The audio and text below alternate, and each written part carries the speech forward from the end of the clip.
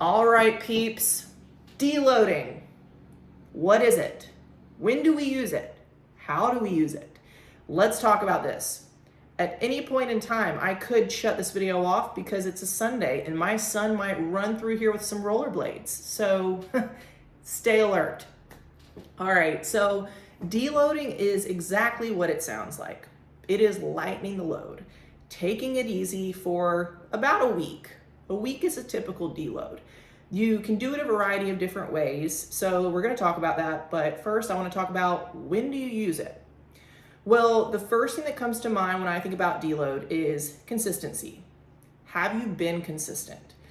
Deloading is really the most beneficial if you've been very consistent for an extended period of time, usually between 12 to 16 weeks. So if you're the type of person who maybe just got started on this, or you have a hard time not taking days off, you tend to take more days off in a week than you plan, you probably don't really need to think about deloading. But if you're one of these go-getters who has a hard time staying out of the gym, you might want to listen to this video. Also, if you're a higher level athlete and you push yourself to ultimate failure, when you go and you train, you're all out, balls to the walls, leave nothing in the tank, listen to this video. Because the problem with higher level athletes and those go-getter mentalities where it's all or nothing, like you are full speed ahead, is it can be hard to ease up. It can be hard to give yourself enough time to relax and recover. It feels unnatural for us. I'm one of them. It makes me kind of itchy to take a day off the gym. But once you really see the benefit in it, you'll realize that it's something that you need to just plan into your programming. So the ways that you know that it's time for a deload, number one, you've been consistent for a long period of time and you've been going hard. What will happen is you're gonna start feeling worn down. You might get to a point where if you're logging your numbers, you're not passing them anymore. You notice your strength's not where it was. Your joints might start hurting. And for me, I can say overall, I just get really moody. I get to where I kind of start resenting training. I am burned out and I get kind of moody towards people, especially those that I love. That's a sign that I don't hear other people talk about, but I know for me personally, that's like red flag right there. So if you're experiencing these things, it's probably time for a deload. I'm trying to make sure I didn't forget any. I don't think I did.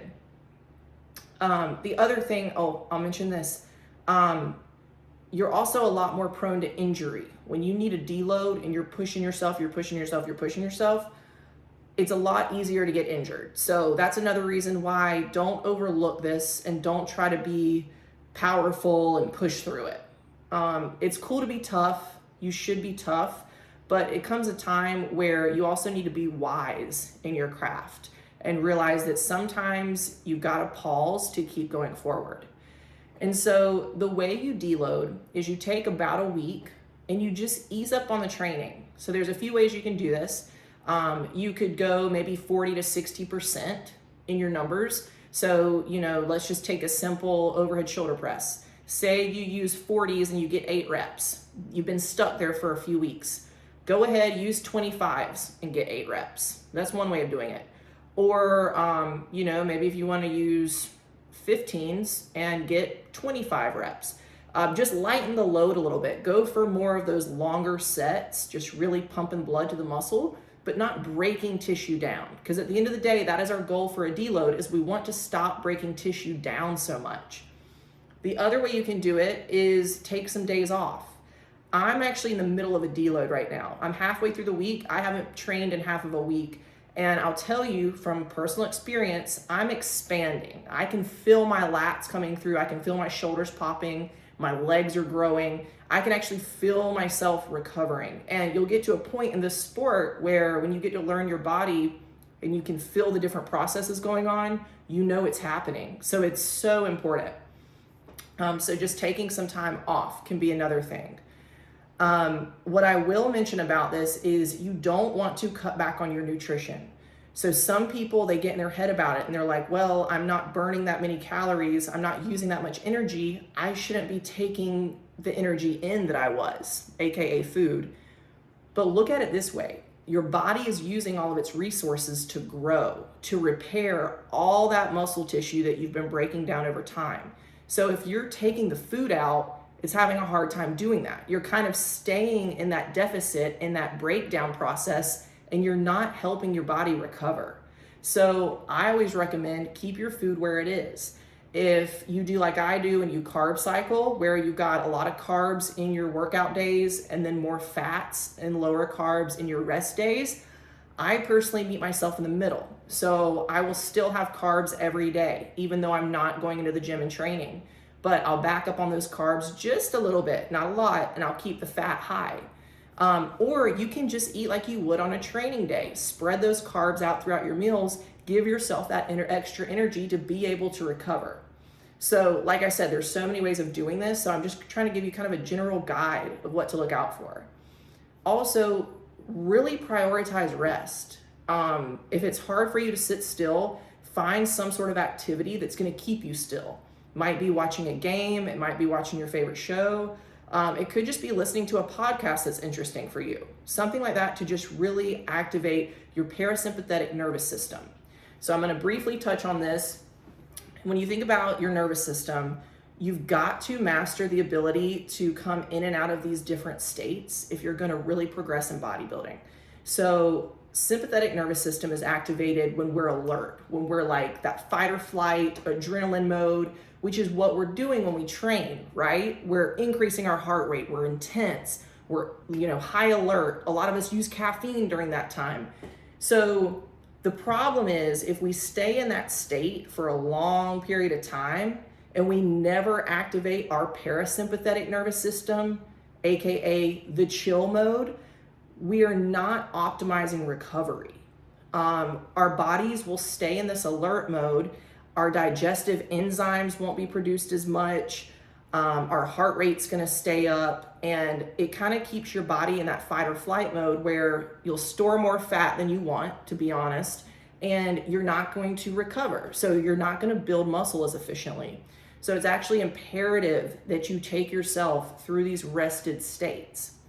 One thing I do personally, I've just started implementing it in the last year, and it's been a game changer, is I build in rest time after all of my training sessions. Now, I get it. Like, I'm a professional bodybuilder. I'm a full-time coach, so I make my own schedule. That's easy for me to say. So you've got to find how this is going to work for you. I mean, I work with single moms who are nurses and, full-time, and some doctors that have crazy hours. So for them, they have to make it work for them. What some of them do is they work out at night. And you might think, okay, well, isn't that kind of jacking up your sympathetic nervous system at night? Yes and no, because then after they work out, they activate the parasympathetic nervous system and they go into that chill mode and they sleep through the night, which is really helping their recovery. So there's really an art to this, because on the flip side of that, if when you work out, you're using caffeine, you're getting all jacked up, and then you can't get a good night's sleep, that is going to shoot you in the foot a little bit. So you got to take what you need and leave the rest. Take this information and let it work for you. So knowing when to activate the sympathetic nervous system, when to activate the parasympathetic nervous system, when to go in and out of these states of being alert and all in and calm and chill and giving ourselves that space to recover is going to be imperative for you to get to that next level. So I just gave you an earful. And if you want to know more about these topics, I highly suggest, if you're not already, follow me on Instagram, The Body Sculpting Coach, or Facebook, Aubrey Whitley. And I give out so much free information on there. So if you kind of want to go to Lunk University, feel free to follow me on those. And I believe that's all about, the deloading process. And don't feel guilty about it. I can't say that enough times. Don't feel guilty about it. Now, I'll give you a little bonus here. When you're coming out of a deload, this is what I recommend. Week 1, get your blood flowing again. Don't feel like right after you come out of a deload, you need to go straight into just tearing yourself up again. Because let me keep in mind that when you're training hard, you're damaging muscle tissue. Tell yourself that. I'm damaging muscle tissue. That's what you're doing. So if all you're doing day in and day out is damaging, you're not rebuilding. So a lot of people, that's why they stay the same size for a long time, or they plateau, because they're trying to be tough and keep pushing, but they need to back off. They need to chill for a little bit. So just keep that in mind. Don't feel guilty about deloading. And if you're going hard, you've got to give yourself a break sometimes. So what was I going to say about, I knew I said I had a bonus coming. See, ADHD brain activated. Okay, so first week, yeah, chill mode. Second week, start adding some volume between weeks 2 to 4, coming out of a deload, add a little more volume. And then about weeks, I'd say 5 to 8, start pushing the intensity, bring the weight up a little bit, start getting stronger. And then between, I'd say weeks 9 to 12 or 15, optimize, make it as intense as you can. So now your strength's there. Now start incorporating some drop sets, some rest pause sets, add in a couple extra sets somewhere, like maybe for accessory work. Just all out those last few weeks leading up to another deload. And then you just keep cycling through this. So hope you got value from that, and like and subscribe if you did, and I will catch you on the next video. Don't be afraid to deload. Don't feel bad about it.